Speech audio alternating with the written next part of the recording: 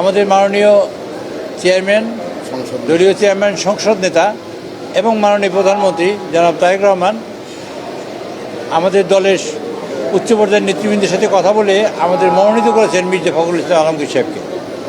আমরা আজকের সংসদীয় দলের সভায় মাননীয় সকল সংসদ সদস্যদের কাছ থেকে আমরা তার পক্ষে ভোট চেয়েছি এবং বলেছি যে আগামীকালকে সবাই আমরা 1:30টার মধ্যেখানে উপস্থিত হব। ইনশাআল্লাহ 2টা থেকে ভোট শুরু হবে, 5টার মধ্যে ভোট গণনা হবে। আমরা যার সিদ্ধান্ত নিয়েছি সবাই মিলে, তাহলে এই রকমের ইলেকশন কমিশন, আমরা এবং সংসদ সবাই মিলে যে সিদ্ধান্ত নিয়েছি যে নির্বাচন শুরু হওয়ার 5 মিনিট আগে থেকে আমাদের লাইভ টেলিকাস্ট হবে এবং মাননীয় মহামান্য রাষ্ট্রপতি এবং স্পিকার, মাননীয় প্রধানমন্ত্রী এবং বিরোধী দলীয় নেতা এবং যদি কোনো সদস্য যিনি আমাদের মির্জা ফখরুল ইসলাম আলমগীর সাহেব আছেন তিনি ভোট দেওয়া, ওগুলো আমরা লাইভ দেখাবো। তারপর সব রেকর্ড করা হবে। আবার নির্বাচন শেষ হবার 5 মিনিট আগে আমরা সেই লাইভ শুরু করব।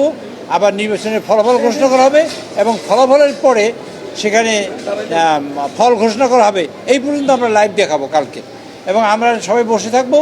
তারা ওখানে ভোটার ফর্ম দেবে, আমরা স্বাক্ষর করে ওখানে জমা দেবো এবং আপনারা দেখবেন সেখানে ইনশাল্লাহ আগামীকালকে একটা ইতিহাসের মহেন্দ্র ক্ষণ তৈরি হবে, ইতিহাসের একটা নতুন যাত্রা শুরু হবে, গণতন্ত্রের নতুন যাত্রা শুরু হবে আগামীকালকে আবার নতুন করে আবার রাষ্ট্রপতি নির্বাচনের মধ্য দিয়ে।